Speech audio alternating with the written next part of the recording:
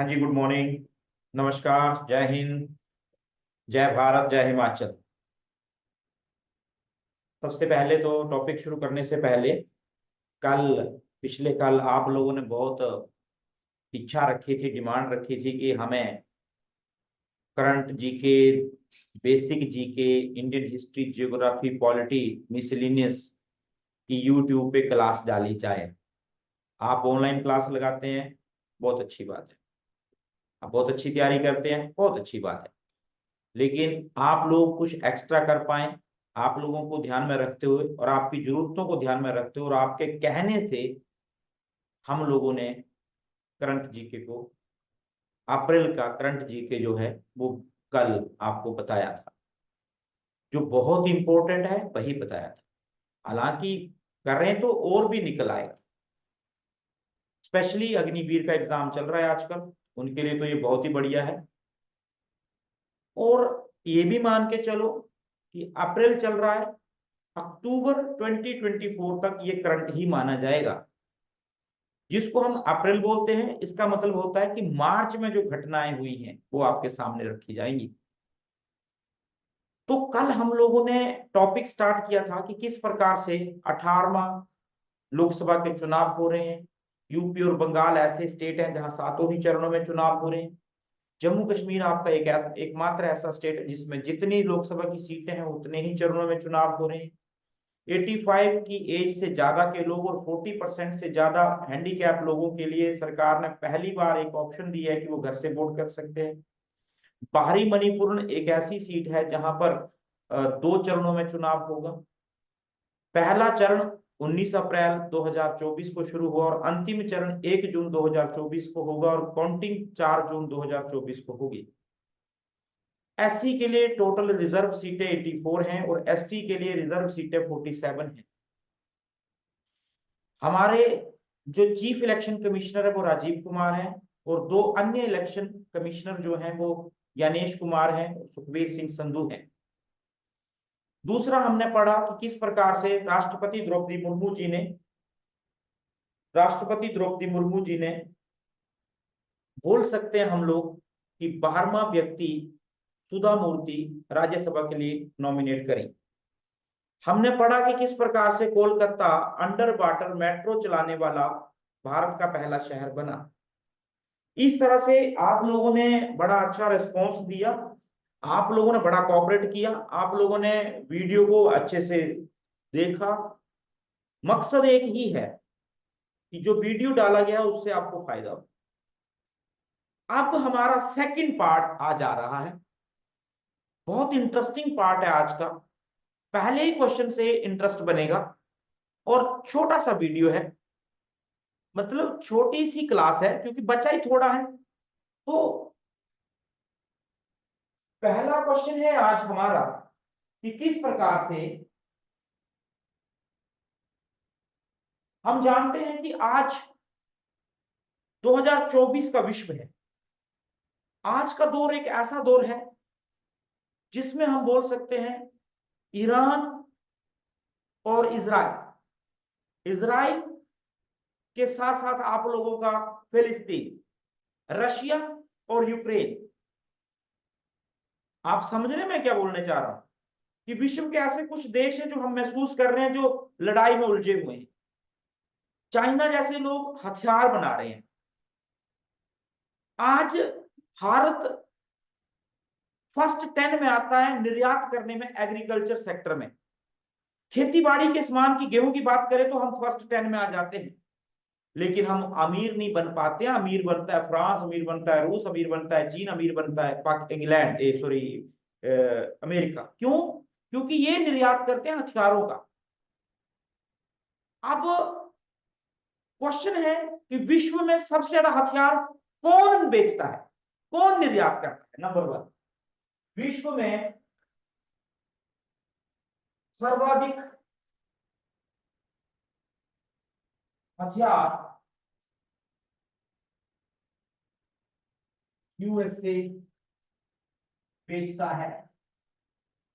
Question हुआ कैसे भी आ सकता है। नंबर 2, हथियारों के निर्यात में, हथियारों के निर्यात में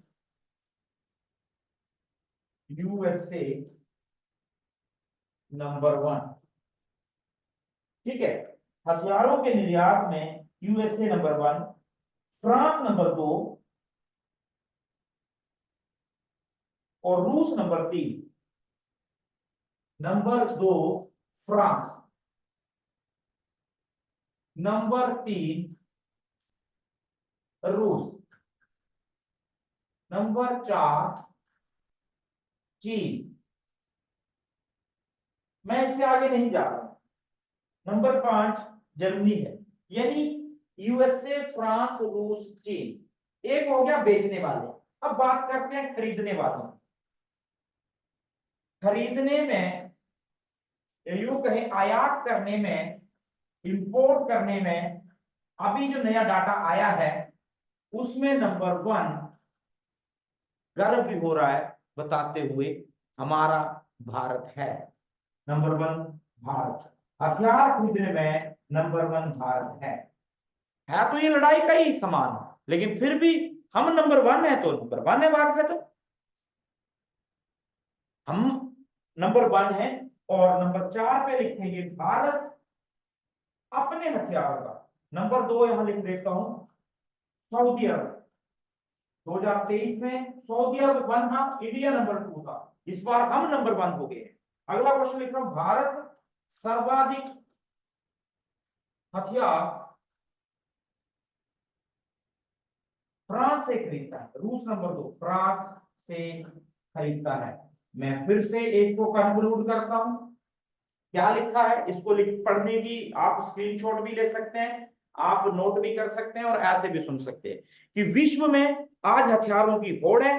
नंबर 1 अमेरिका हथियार सबसे ज्यादा बेचता है। नंबर 2 आप लोगों का फ्रांस हथियार बेचता है। नंबर 3 रूस बेचता है। नंबर 4 चीन बेचता है। नंबर 5 जर्मनी बेचता है। नंबर 6 इटली बेचता है। अब गिनती करते जाए तो जितनी मर्जी करते जाए। दूसरी तरफ खरीदने वालों की बात आती है तो पिछले साल की तुलना में पिछले साल नंबर 1 सऊदी अरब था हथियारों को खरीदने में और नंबर 2 था भारत। इस बार भारत नंबर 1 है। हमें खुशी भी हो रही है कि हम हथियार खरीद रहे हैं। तो ये बात पाकिस्तान को तो पता चल रही होगी, ये बात चीन को तो पता चल रही होगी। हम सबसे ज्यादा हथियार फ्रांस से खरीदते हैं, नंबर 2 हम रूस से खरीदते हैं और नंबर 3 हथियार जो है वो हम लोग साउथ कोरिया से खरीदते हैं। तो ये था हमारा कि हथियारों में हम लोग नंबर 1 है। आगे देखो, ये रूस है और ये यूरोप है।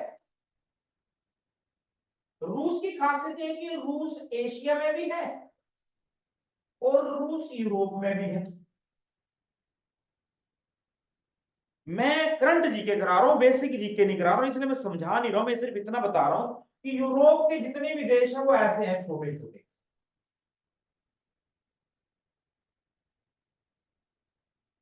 और जो यूरोप के साथ जो देश लगता है ना रूस, वो ऐसे अकेला है, इतना बड़ा।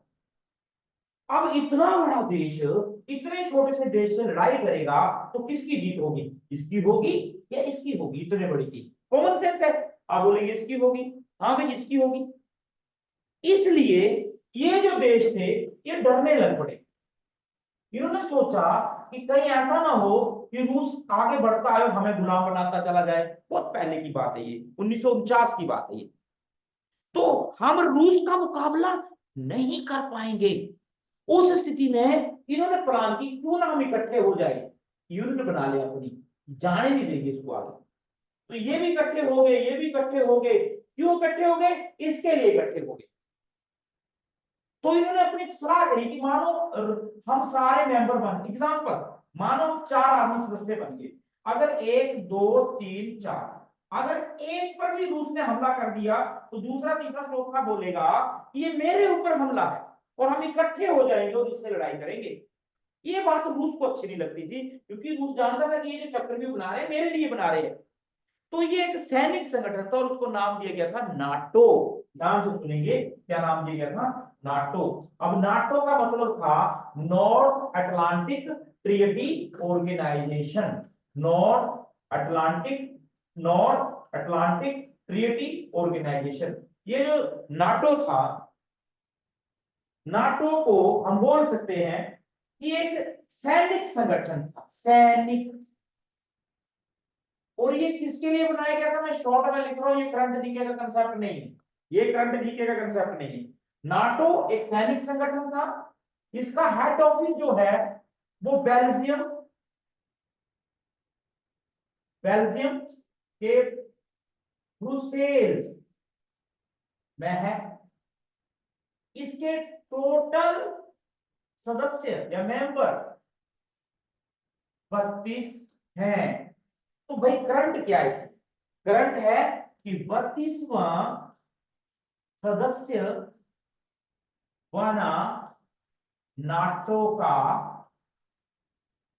कौन 32वां सदस्य बना नाटो का, स्वीडन।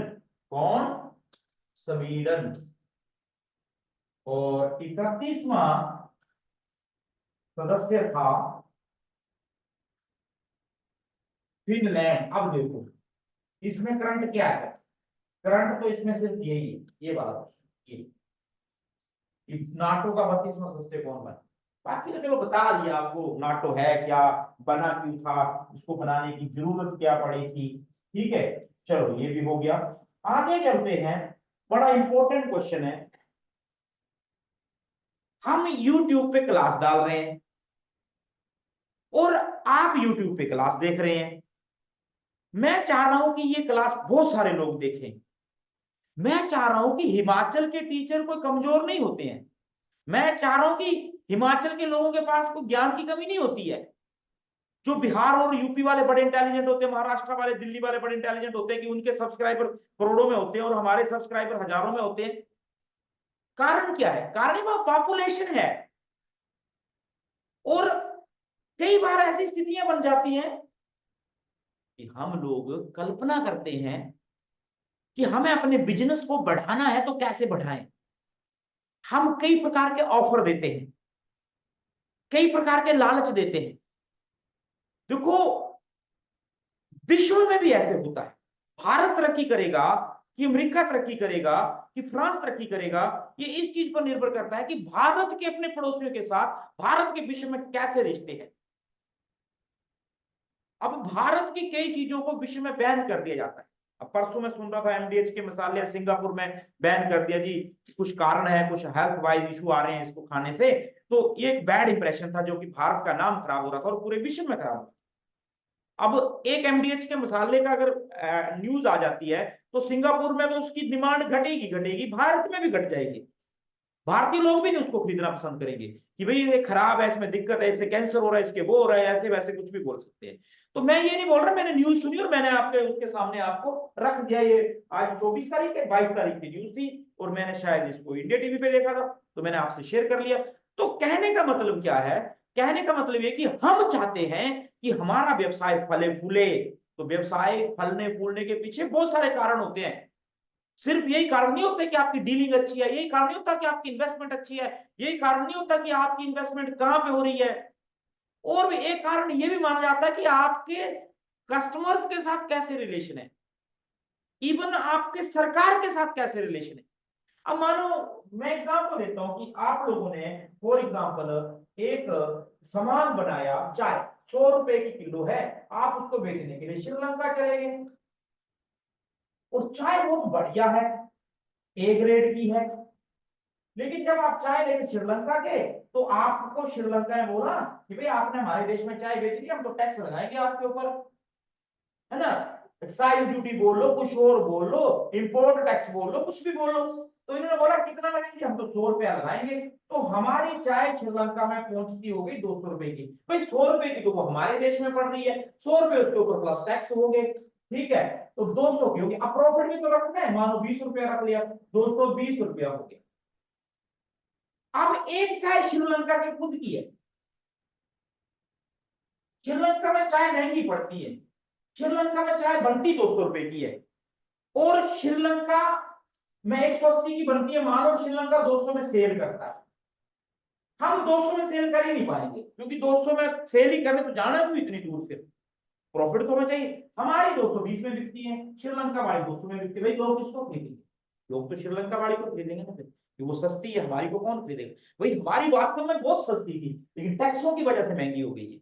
इसलिए हम श्रीलंका से रिक्वेस्ट कर रहे हैं कि आप ना इतना टैक्स ना लगाएं हमारे ऊपर, थोड़ी रियायत दें हमें, हमें स्पेशल ग्रुप में डालें आप, है ना? वो कहते हैं ना मोस्ट फेवरेबल कंट्री, जैसे पाकिस्तान हुआ करता था हमारा, तो हमें आप उस देश की लिस्ट में डाल दें कि हम अपना सामान कम रियायत। अब श्रीलंका ने हमारी बात मान ली, श्रीलंका बोला ठीक है 100 नहीं तो 50 तो लगेगा भाई।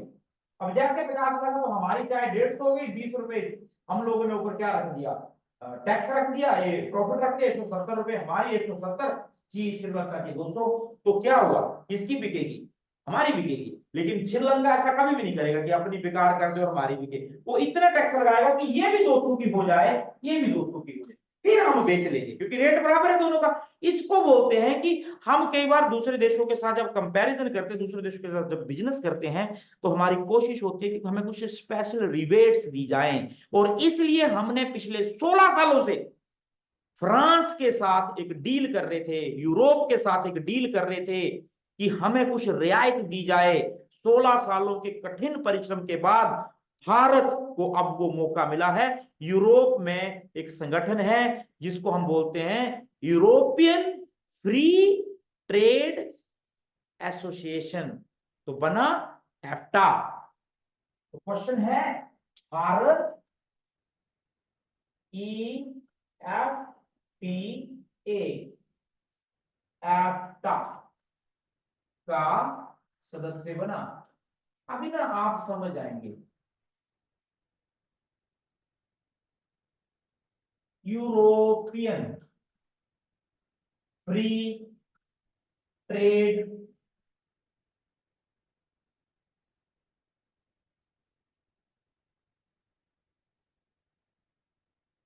एसोसिएशन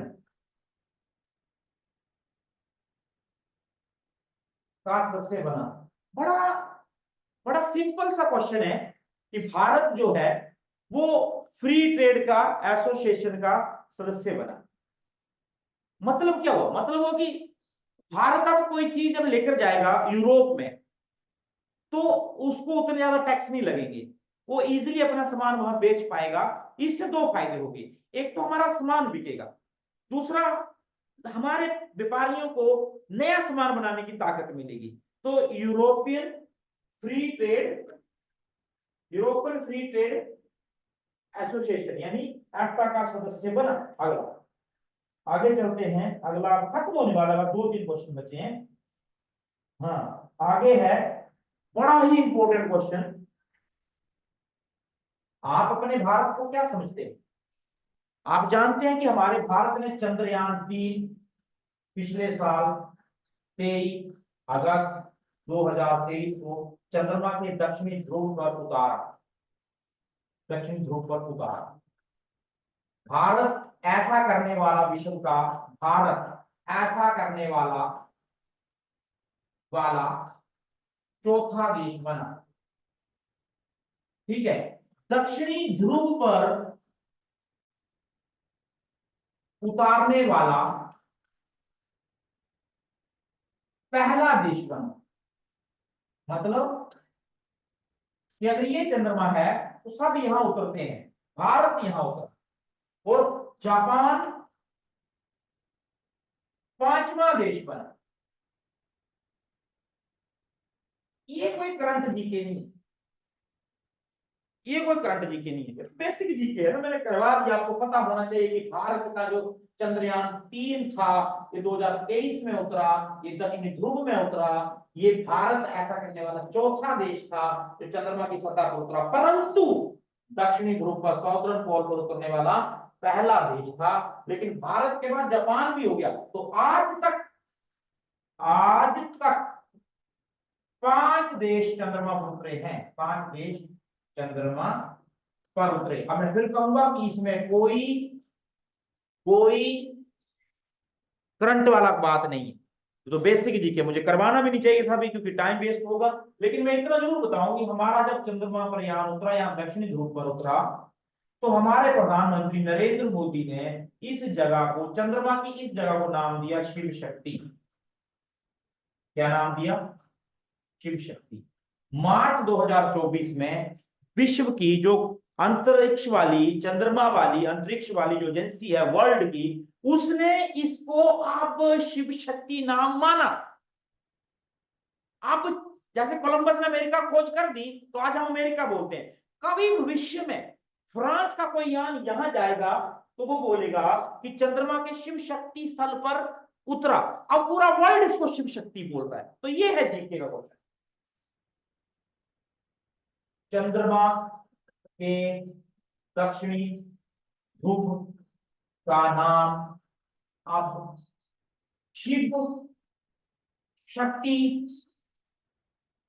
स्थल होगा। ये नाम किसने दिया? नाम भारत ने दिया। क्यों दिया वो मैंने आपको बता दिया। ये नाम किसने दिया? भारत ने। अलग से लिखिए। आगे चलते हैं। अगला क्वेश्चन है मुंबई। मुंबई 42 42वीं बार रणजी ट्रॉफी की चैंपियन बनी। विदर्भ को हराया। ज्यादा नहीं, बस उतना ही लिखेंगे। और मुंबई के कप्तान अजिंक्य रहाणे थे। अजिंक्य रहाणे। आगे अगला क्वेश्चन हम लिखेंगे। मेरी नजर में तो ये लास्ट ही क्वेश्चन आ गया आप लोगों का। मैंने पहले ही कहा था, थोड़ा मैंने शॉर्ट भी कर दिया। महिलाओं का आईपीएल क्रिकेट आरसीबी ने जीता। कुल 5 टीमें थी। आरसीबी की कप्तान स्मृति मंधाना। आरसीबी की कप्तान स्मृति मंधाना। अब ध्यान से सुनेंगे, ठीक है? अब क्लोज कर रहा हूं मैं। तो चलते चलते, अगर क्लास भी इतने इंटरेस्ट से नहीं सुन पाए, लास्ट वाला सुन लो तो भी बड़ा अच्छा हो जाता है। तो पहला सवाल है आप लोगों के लिए कि देखो, वर्ष 2024 में विश्व में हथियार अगर किसी ने सबसे ज्यादा बेचे हैं तो वो आपका अमेरिका है। अमेरिका वर्ल्ड में नंबर 1 है जो हथियारों को सप्लाई करता है, एक्सपोर्ट करता है। और हथियार खरीदने वाला वर्ल्ड में नंबर 1 इंपोर्टर है आपका भारत। आप गर्व मना सकते हैं। ये था हमारा आज का पहला क्वेश्चन। दूसरा हमने किया कि किस प्रकार से भारत जो है वो एफ्टा का सदस्य बना। एफ्टा मतलब free European free trade association. Europe के 4 देशों के साथ भारत का एक फ्री ट्रेड एग्रीमेंट हुआ है जिसके तहत इसका बेनिफिट व्यापार में मिलेगा। नाटो का 32वां सदस्य बना आप लोगों का स्वीडन और 31वां था फिनलैंड। उसके बाद हमने पढ़ा कि किस प्रकार से हमारा जो यूरोपियन फ्री ट्रेड के बाद आ गया कि हाँ, चंद्रयान-3 जहां उतरा उसका नाम शिव शक्ति है और पूरा विश्व इसको मान रहा है, उसका नाम अब शिव शक्ति रहेगा। फिर हमने रणजी ट्रॉफी के बारे में पढ़ा कि 2024 अप्रैल चल रहा है। रणजी ट्रॉफी विजेता बनी मुंबई की टीम, कप्तान थे अजिंक्य रहाणे, हारने वाली टीम का नाम विदर्भ था। और महिलाओं का आईपीएल आरसीबी ने जीता है जिसकी कप्तान स्मृति मंधाना थी। और साथ में मैं ये भी बोल रहा हूं कि आईपीएल में, महिलाओं की आईपीएल में कुल 5 टीमें भाग लेती हैं। तो देखो किस प्रकार से हमने शुरुआत करी थी। 18वें लोकसभा चुनाव हुए थे, डिटेल में डिस्कशन हुआ। Rajiv Kumar chief election commissioner बने, ज्ञानेश कुमार और सुखबीर सिंह संधू जो थे वो 2 अन्य कमिश्नर बने। उसके बाद हमने बोला कि एससी की 84 सीटें हैं, एसटी की 47 सीटें हैं। नेक्स्ट हमने पढ़ा सुधा मूर्ति को राज्यसभा का सदस्य बनाया गया। ऐसे ही हमने पढ़ा कि हुगली नदी के नीचे से कलकत्ता में अंडर वाटर मेट्रो रेल सेवा शुरू की गई। ऐसे पढ़ा ऑपरेशन संकल्प के साथ आईएनएस कोलकाता ने माल्टा के ध्वज के तले एमवी रुयेन को समुद्री लुटेरों से बचाया। हमने पढ़ा कि किस प्रकार से पुष्प कमल दहल प्रचंड को राज्य इसका नेपाल का प्रधानमंत्री बनाया गया। तो मैं उम्मीद करूंगा कि आज हमारा 1 महीने का, स्पेशली मार्च महीने का करंट खत्म हो चुका है। अगले महीने में फिर एक क्लास बनाऊंगा, तो उम्मीद करूंगा कि आपको क्लास अवश्य अच्छी लगी होगी। कहीं कमी होगी तो वो भी जरूर बताना है, सुधार भी किया जाएगा। और आप ज्यादा से ज्यादा इसको देखेंगे, ज्यादा से ज्यादा इसको शेयर करेंगे, तो इसका बेनिफिट ये होगा कि उसको मैं आपकी तरफ से आपका कॉपरेशन समझूंगा और मैं एक्स्ट्रा क्लास लेके, ये तो बेकरंट था ना, इसमें समझाने वाला तो कुछ था ही नहीं। अब मैं आपको जब वास्तव में चंद्रयान 3 पढ़ाऊंगा और जब वास्तव में शिव शक्ति पढ़ाऊंगा तो पूरा इंटरेस्ट के साथ पढ़ाऊंगा ना, तो वो हम चलेंगे धीरे धीरे और जाएंगे हम लोग कहां पर। अब हम देखेंगे, कभी भारत के संविधान पढ़ेंगे तो रोज का एक भाग करेंगे। यूट्यूब में क्लास आ रही है, मुफ्त में आ रही है, देखो एंजॉय करो, और आने वाले समय में जब भी एग्जाम आएगा तो आपको बेनिफिट जरूर मिलेगा। तो आज के लिए इतना ही। Thank you very much, thank you.